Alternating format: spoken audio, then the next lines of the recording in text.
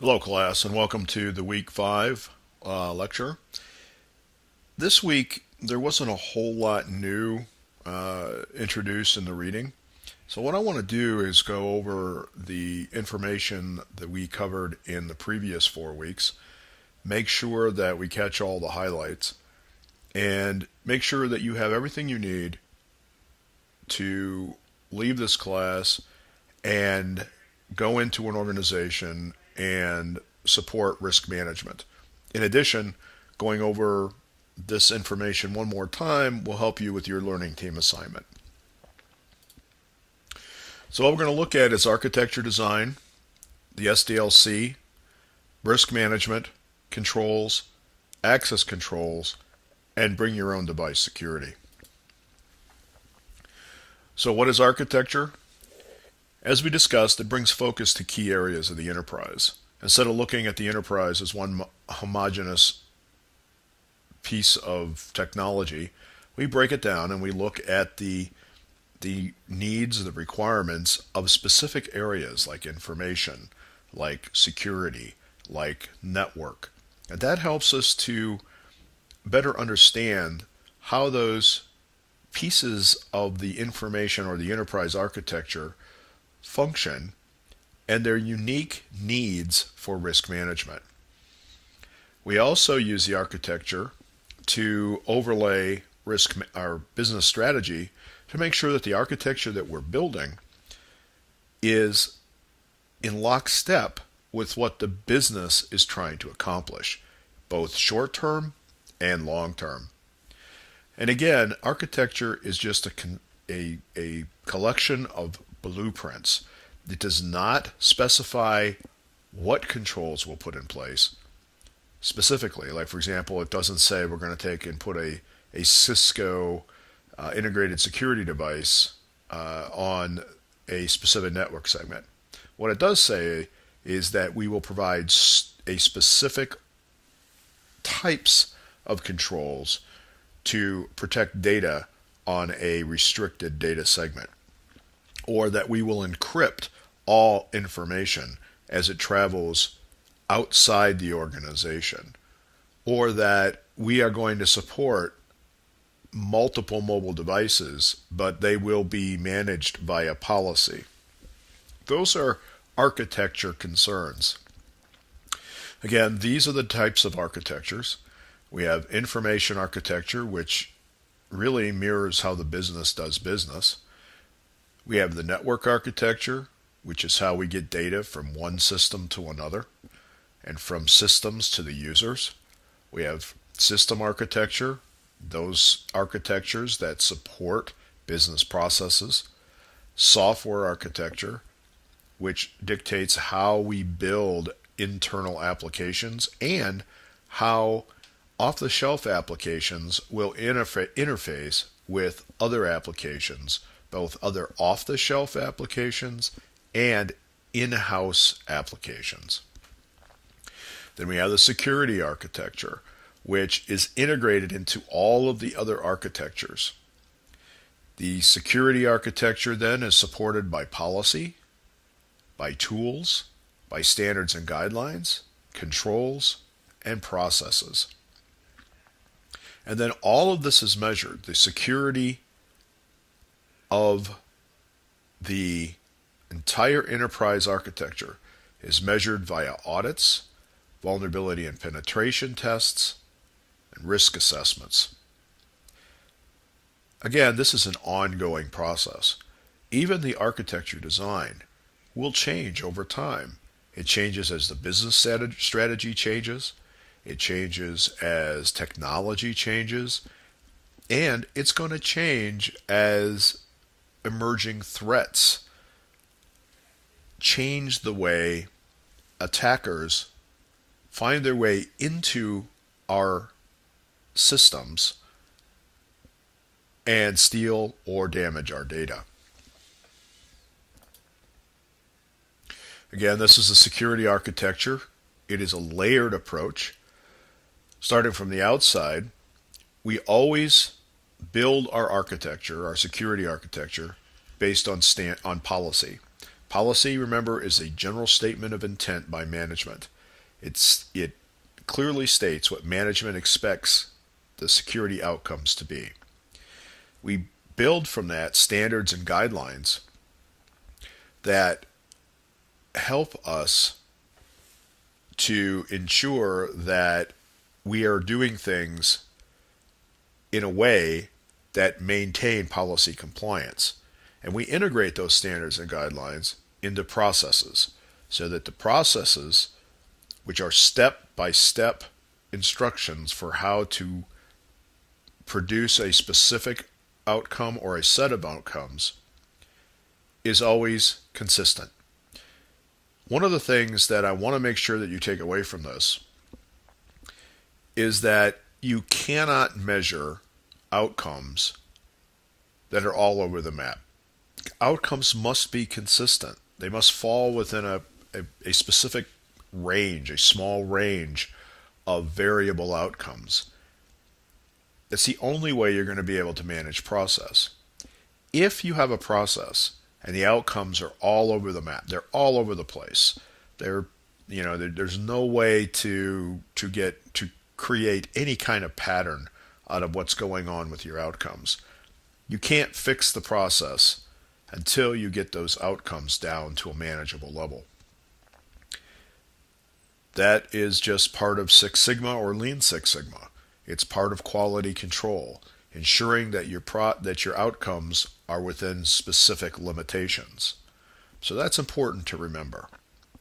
Employee awareness is very important. Employees must know about the policy, standards, guidelines, and processes. It's the only way you can expect them to be compliant with security outcomes expected by management. We also have network intrusion defense and access control. These are prevention controls, and together with segmentation, they help to prevent attackers from getting into our network, and once they're in the network, they help to restrict what the attacker can get to, slow the attacker down, and help us to detect, contain, and eradicate the attack. We have system access controls, which, in addition to our network access control, allows users to get to specific resources on the network. Anti-malware and host-based intrusion prevention systems. This layer is now right down onto a device where we're approaching the final layers of defense. Anti-malware and intrusion prevention on the host help to detect and eradicate anything that makes it through all of the other security layers. In addition to that, we want to make sure that we've hardened the system.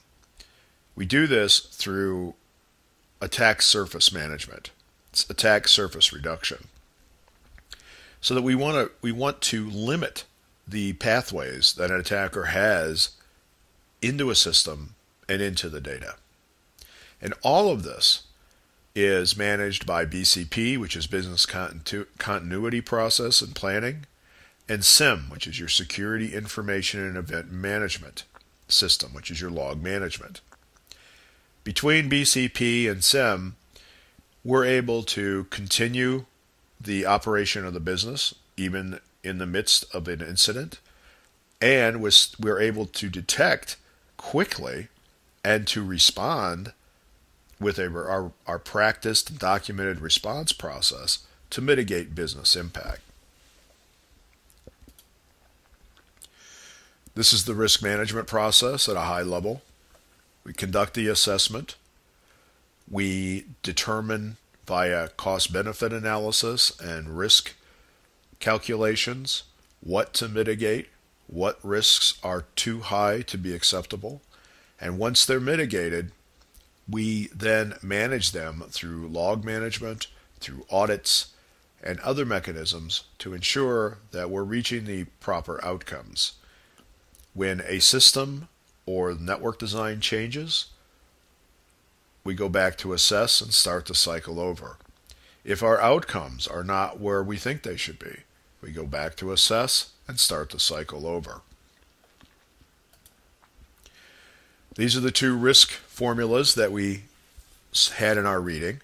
The first one is pretty standard. It's probability of occurrence, which is normally rated as how many times per year can we expect an event to occur. And normally we're looking at a fraction when we annualize probability of occurrence. For example, we're probably looking at something that happens every 5 years, so the probability of occurrence for this formula would be 0.20. We always try to calculate risk on an annual basis because that's how managers understand cost. How much is it going to cost me annually? How does it affect my annual budget?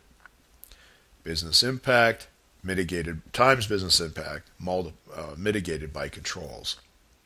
Then we had the second formula, which expands a little bit and gets more into the human element, looking at means. What will it take for an attacker to get to to exploit the vulnerability?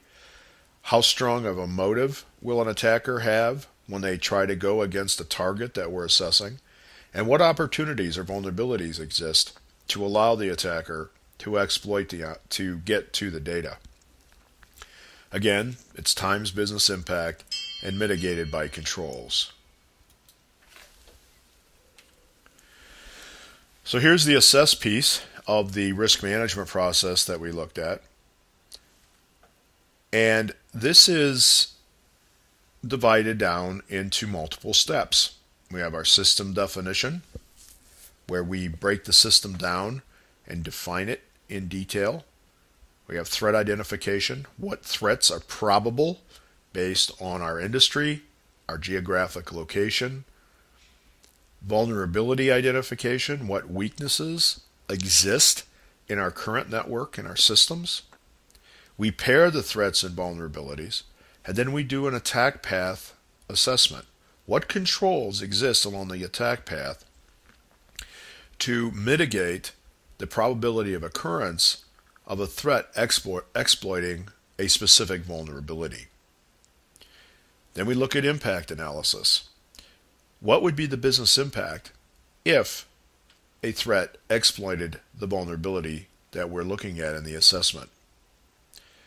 Once we gather all of this information, we plug it into a table similar to the one that was in the reading, and we come up with a risk approximation or a risk determination.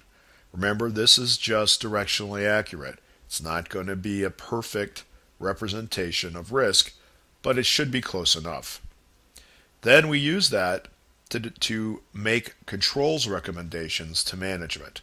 And we put that into a format that they can understand. We use cost-benefit analysis and annualized rate of occurrence to point out to them what the impact could be on their bottom line each year if they don't implement the controls. This allows them to make an informed decision. A business process as part of an assessment does not exist in isolation. It is part of a chain of inputs and outputs that all work together for the business to reach its objectives. For example, if invoicing failed, as we saw in a previous lecture, shipping will not take place because the order processing results can't get to the shipping department. So when we're looking at risk assessments, we always have to take a look at what other processes, both upstream, in this case order entry and order processing, and downstream, shipping, are dependent upon the process that we are analyzing. And also remember that the maximum tolerable downtime, the amount of time that a business can be down without irreparable damage, is the shortest measure of maximum tolerable downtime existing within this chain of processes. So for example, let's say invoicing has a 48-hour maximum tolerable downtime. But shipping only has a 12-hour maximum tolerable downtime before the customers begin to go someplace else. The maximum tolerable downtime for that process, for invoicing process, is not then 24 hours. It is 12 hours. It is the lowest of the two, assuming order entry and order processing are also 24 hours or greater. We have to go with shipping, which is the 12-hour, because it is the shortest maximum tolerable downtime affected by any kind of disruption along this data path. We always classify our data. It's done by the data owners. Data owners are senior, usually vice presidents, department heads. They classify the data, and based on that classification, we create network segments or the security zones, and we implement appropriate controls. This is an example of threat and vulnerability pairing. Note that for every threat and threat agent, there are usually more than one vulnerability. And what is not depicted here is that there can also be multiple threat agents. Cyber criminals don't just use system intrusion using various tools and techniques. Maybe we want to get a little specific and say, okay, we have a cyber criminal going to use this specific application to get to this specific vulnerability. This is just a general depiction of how to lay this out. But in the real world, each threat source is going to have multiple threat agents, and each threat agent will probably affect multiple vulnerabilities. So it's important to identify all relevant or all probable threat agents and vulnerabilities after you have identified all probable threat sources. We also talked about attack trees. Attack trees provide a logical way to either determine probability of an attack, either internal or external, reaching a target. We could also use an attack tree, an on-off attack tree, just to say yes it can or no it can't reach the target. However you calculate the impact of a threat trying to get to a vulnerability based on existing controls and vulnerabilities, you still need to do it. It gives you a better idea of just how much risk you're facing. It's also a good way to demonstrate to management how you calculated the risk. When they can see it and they understand what you're asking them to pay for, it's a lot easier. Again, we're back to business impact analysis. We have the maximum tolerable downtime, which we just talked about. But also business impact is how a business continuity event impacts employees, its impact on investors, the impact on customers, impact on current and future earnings potential, and any sanctions that would be levied by regulatory agencies due to non-compliance. So this is a list of potential hits on a company's bottom line or to their public relations standing that need to be addressed whenever we look at business impact. So business impact just isn't about how much money are we going to lose from not shipping product. There are other ramifications from stopping or interrupting a business process. After we do our controls mitigation, we need to measure and adjust. So we monitor with log management. We conduct penetration tests to simulate what an attacker might do to get to a target.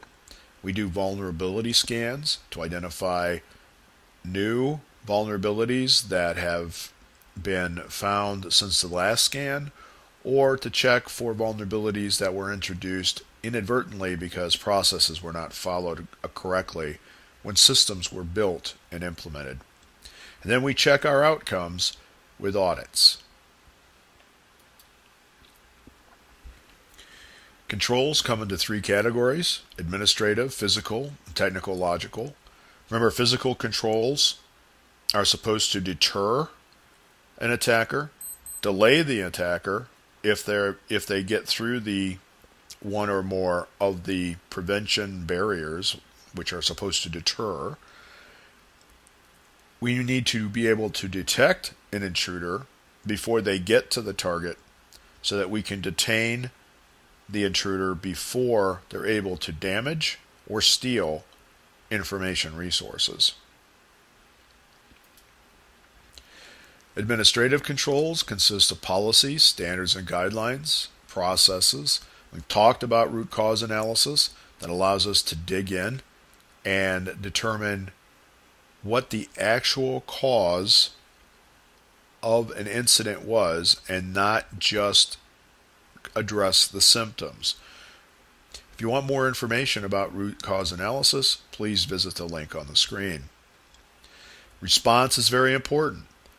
How we respond, how quickly we detect and respond to an incident directly affects business impact.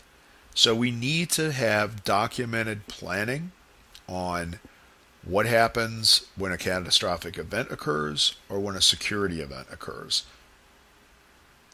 And then, of course, there's audits, which fall under administrative controls. Business continuity planning. The purpose of it is to enable quick response to business continuity events. Again, it gets us back up within the maximum tolerable downtime.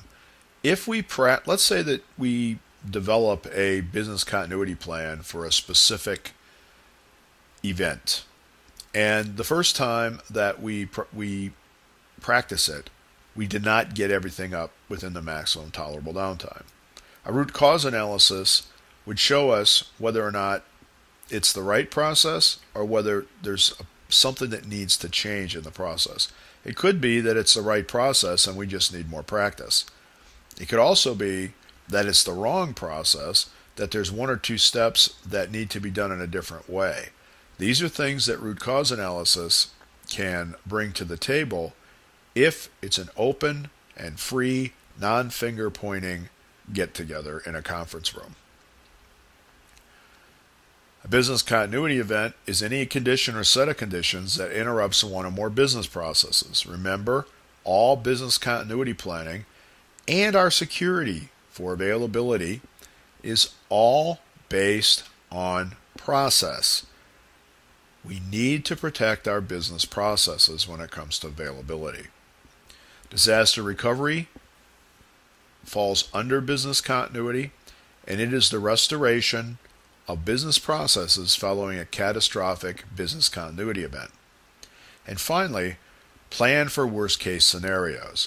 If you can recover from a catastrophic event, that means you have enough information and have practiced sufficiently to bringing up systems and networks and facilities that you can bring up a server as part of a system if it fails in the future.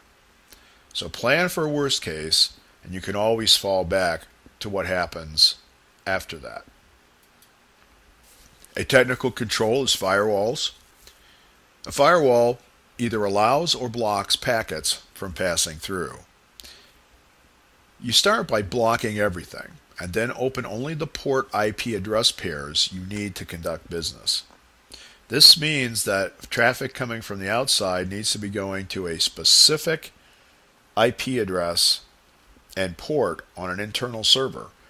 And better yet, the firewall should be able to check the source or the sending system to ensure that its port and IP address are allowed, explicitly allowed, to send traffic or establish a session with a port and IP address on the inside of the network. Maintain up-to-date firewall operating systems. Patch when the patches become available, and after testing, and during times that have least impact on the business. But don't stretch it out for 6 months. The attackers aren't going to wait that long. Use firewalls both internally and at the perimeter. Remember, when we do network segmentation, we can put a firewall at the gateway to a network segment, especially a network segment that contains restricted data. So consider that. Consider using multi-function devices or unified threat management devices that contain firewalls and IPS and possibly antivirus. And there are two types of firewalls. You have network firewalls that get connected at the network level and protect everything behind them. And then you have your host firewalls, which go on servers and workstations that act as another layer or security layer of last resort. We have IPS, intrusion prevention systems, which detect anomalous packets and network behavior, just like the IDS does. But the difference between IPS and IDS is that IPS can actually block a session or packet that meets certain business rules. An IPS is placed in line with traffic. An IDS is placed out of band on a span port or on a tap. And whenever we put an IPS in place, it's going to slow down traffic to some level. We also want to make sure that it does not block traffic that is normal for our network. So tuning is necessary, and it can take 2 to 6 months to tune an IPS correctly so that it's running and providing optimum performance and reasonable and appropriate security. Mandatory access control. Mandatory access control is something that we can see as sitting on top of role-based access control, adding a layer of tagging, where the user has a certain classification level and the data has a certain classification level. User A can't get the top secret data because user A is not classified as top secret. User B can get the top secret data because their classifications are the same. However, least privilege, need to know, and separation of duties are still enforced, and those are typically enforced by an underlying role-based access control process. Even companies who don't use MAC are usually using some form of RBAC, role-based access control. You have your data owner. Your data owner, again, is the person who decides on data classifications, and the data owner approves the roles as designed by the role managers.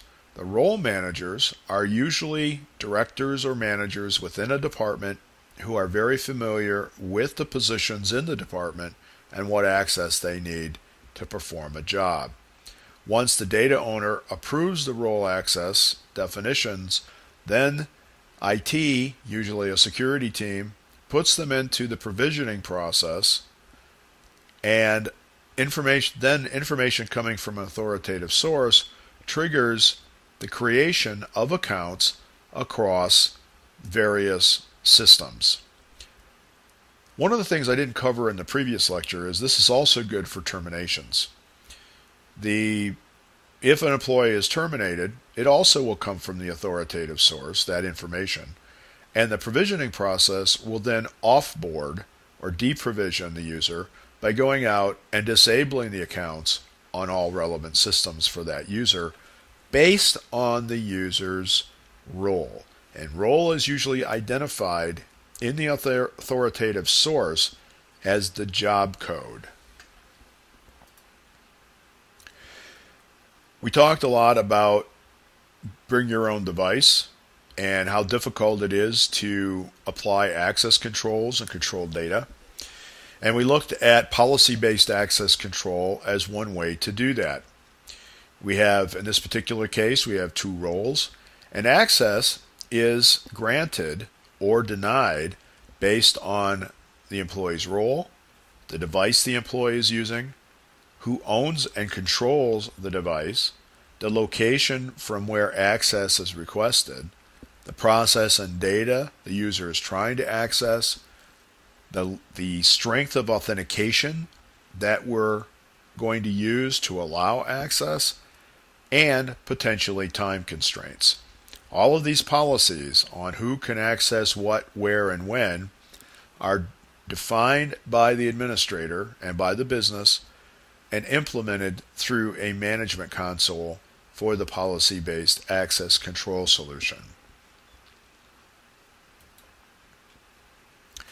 The AAA of security, authentication, authorization, and accountability.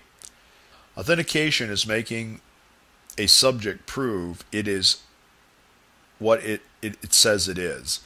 And the reason we're using subject and not person or user is because, remember, a subject can be a person, it can be another process that is trying to access a resource. So first of all, we have to verify the identity. So that could be user ID and password, could be a certificate, anything that can uniquely identify the subject making the access request. Authorization determines what the authenticated subject can access while enforcing least privilege, separation of duties, and need to know. And accountability is tracking all access and all activities within it, especially within systems handling sensitive, confidential, or sensitive data, so that we, A, can go back and determine during a forensic analysis who did what when, and we also can potentially feed this information into a SIEM, an SIEM, and get near real-time alerts when something is happening that shouldn't be happening.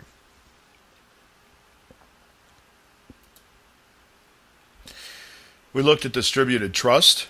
Remember, trust is a level of confidence that a system will operate as expected within the intended operational environment. And operating as expected means that it will ensure confidentiality and integrity of data, and the system will be available, making the processes available when and where needed. Again, putting a server into the right environment, the right server into the right environment is very important, especially if not all of your servers reside in the data center. Distributed trust is ensuring trust regardless of where a system or device is used or with what it connects. So when we look at connecting to an external network or an external device, we have to make sure that we have identified the level of trust. Now, if the level of trust does not have to be at the highest level, but we have to know what the level of trust is so we know what we're going to allow that device or user to do after it connects to our network. And trust relies on system and network attack surface management. So in this particular graphic, we have an e-commerce server. We have attack surface reduction that's been done on it, so we've hardened the server. We have selected the right server for the application, and now we're going to insert it into a network. That network overall consists of other devices that have specific levels of trust.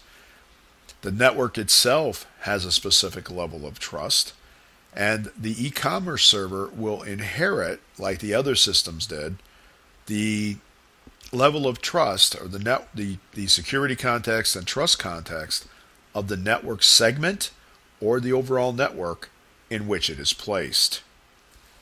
So that's something to keep in mind when you're building devices. So what kind of environment is that device going into? So, for example, if the e-commerce server is going into a restricted security zone, where the attack surface for that security zone is extremely small, well protected, and monitored. It's possible that we can cut a corner or two when we are adjusting the attack surface on the e-commerce server. We might want to do that to improve operational efficiency. However, if we know that this e-commerce server is going into a network segment that also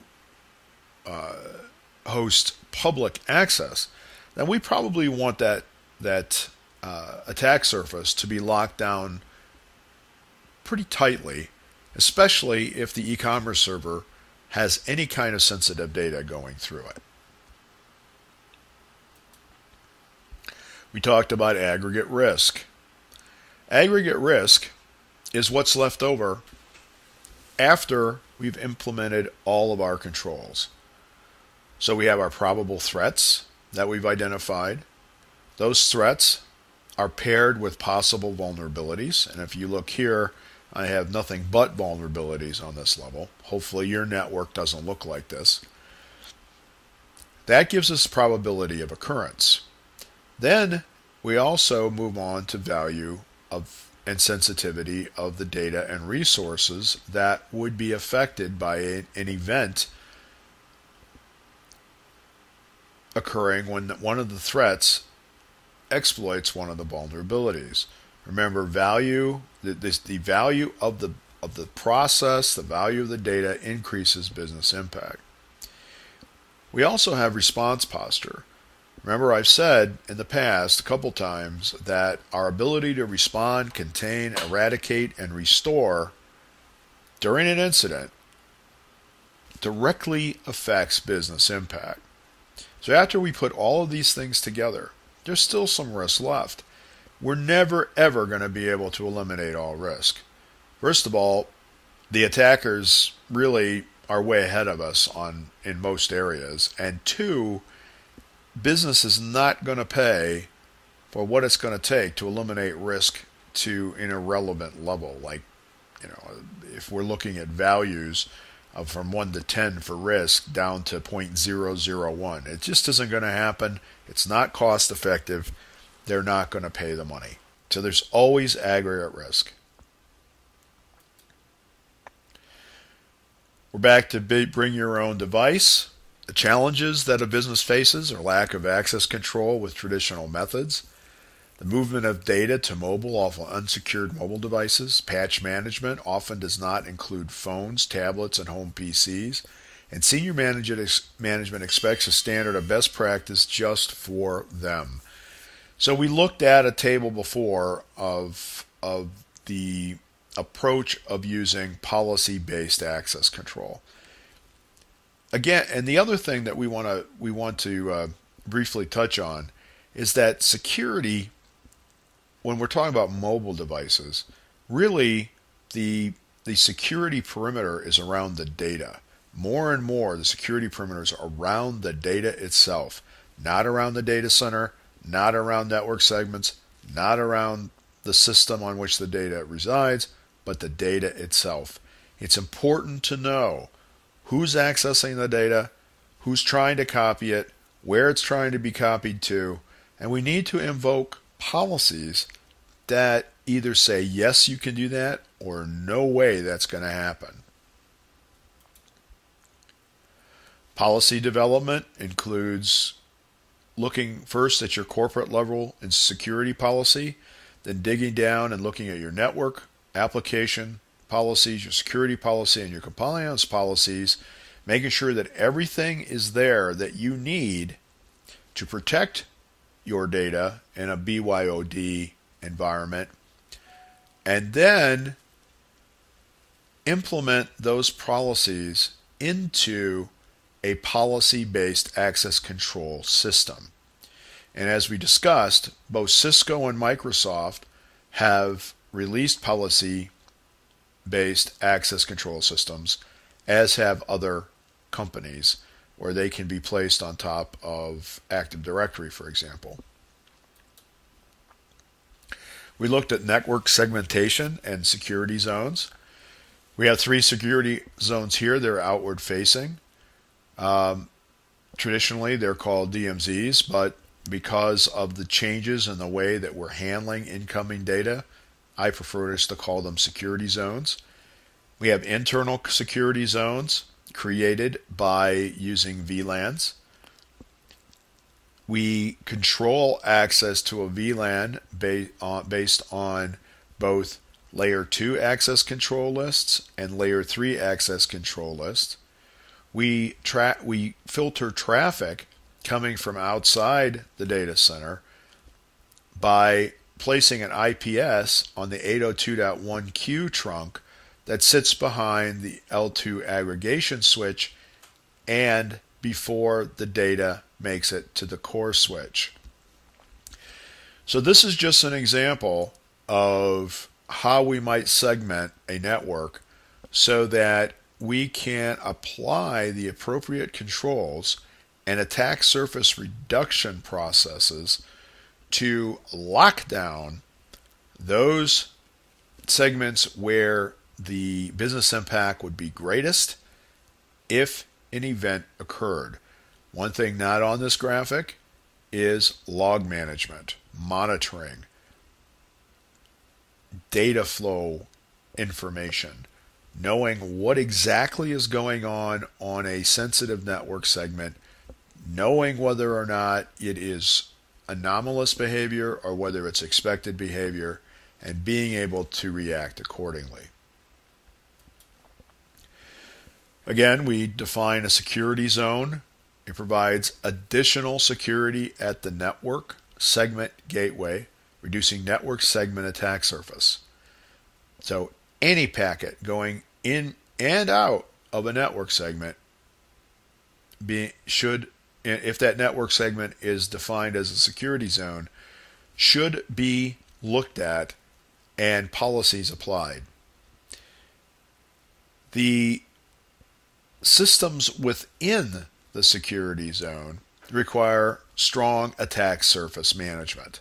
So every device within the security zone, not just the gateway to get in, but also all the devices within the security zone should be reasonably locked down. And again, we should be monitoring, either manually or via SIM NetFlow. Manual monitoring slows down detection and response, whereas automated monitoring allows a server, in the case of a SIM, a correlation server, to massage the data and within 10 or 15 minutes let you know whether something is going on that you need to deal with. And finally, a network segment is not a security zone unless it is configured like one. Just because you create a network segment does not make it a security zone. And the controls you put around it should be based on the highest data classification passing through that segment. We also talked about three basic remote connection methods: public switch telephone network, point-to-point with T carriers, and VPN. PSTN we're not going to spend any more time on. Your point-to-point with T carriers. T carriers are typically what connect an organization to a network or to an ISP. We looked at DMARC, how a T carrier is connected into the organization, how we put a router behind that, and then a firewall behind the router to make sure that all the traffic coming through the T carrier is supposed to be coming through that. And then we have our virtual private networks, both IPsec and SSL VPN. IPsec, we talked about being a good solution for network-to-network or facility-to-facility connectivity because it is a good way for always up, but it doesn't have the flexibility of SSL VPN. SSL VPN, on the other hand, is a good solution for allowing users to connect because it allows us to control based on group and based on other information like host checking, determining what level of trust is actually existing on a device. We can look at all those things before we allow access. We want to take a final look at some definitions. So security ensures the confidentiality, integrity, and availability of information assets through the reasonable and appropriate application of administrative, technical, and physical controls as required by risk management. So this is a typical definition of security. And notice that everything here, everything we do, is based on a risk management foundation. And to take that a little farther, risk management is the proper application of business risk mitigation tools and methods, resulting in the implementation of security controls that, when operating properly, either alone or as part of a layered set of safeguards, mitigate business risk associated with an information system to a level acceptable by management. So we're right back to risk assessments, letting management know what the risks are, and management decides whether or not they're willing to accept those risks. Again, that's the foundation of security. This must be done in a way that maintains the highest possible operational effectiveness of the personnel and processes using the systems protected by these controls. Security professionals are not just people who run around saying no to everything and throwing up controls to block bad stuff. We have to work with the business. We have to understand the business. We have to understand business strategy before we can ever possibly do the right thing, spend security dollars in the right ways to protect our organization. So, based on those two definitions, security equals risk management. And that's it for this week, and that's it for the information that I'm going to throw at you in lectures in this class.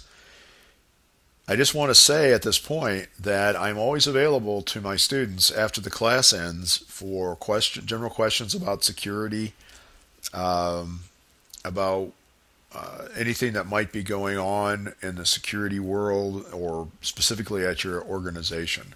So never hesitate to contact me at my personal email that is in the instructor policies for this class. Again, have a good week.